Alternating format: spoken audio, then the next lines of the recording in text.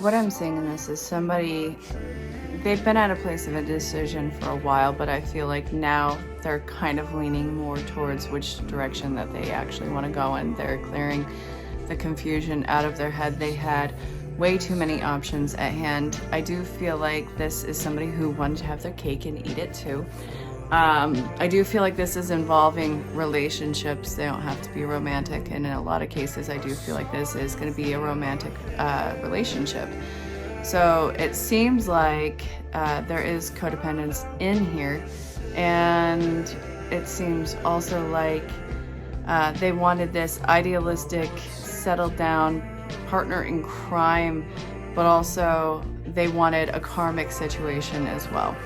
And I do feel like they were hanging on to this karmic situation, and they know that they couldn't stick to both sides.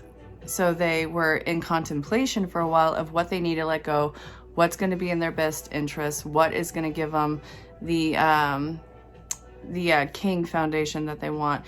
This says king. I know it's genderless, whatever the masculine is. They have this big dream of what they want their life to be, so they have to decide what world they want to live in. Do they want to live in the karmic world and that dealing with the past, or do they want to move forward with what's going to be more expansive for them, what's going to be in their greatest highest good, but also with the person who's going to provide the most growth.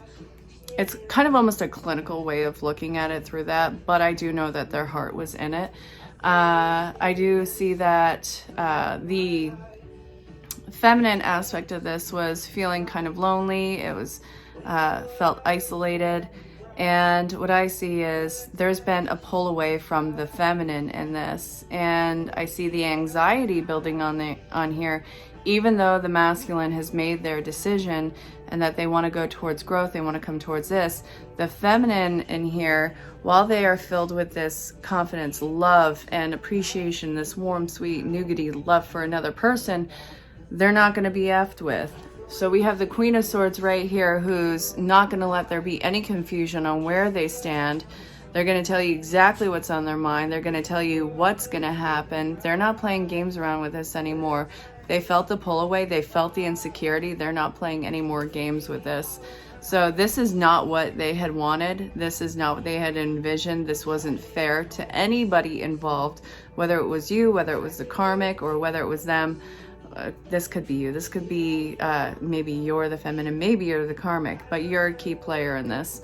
So I want you to know that this was unfair to all people involved. And yes, they're working out their funk, but there's going to be a lot of effort that has to pull through the masculine. I know that they're grounded. I know they have their head on right. I know that they're walking towards something full charge with this expansive feminine.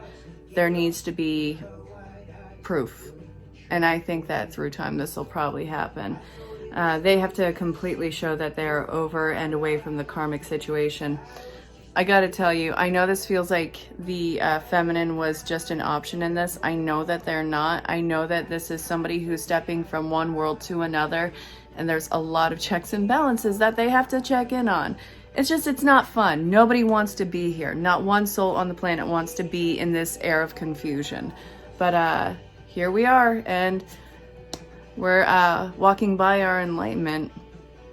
You're at the top of the mountain, and it is going to get better throughout this. I want you to know that. The worst is over.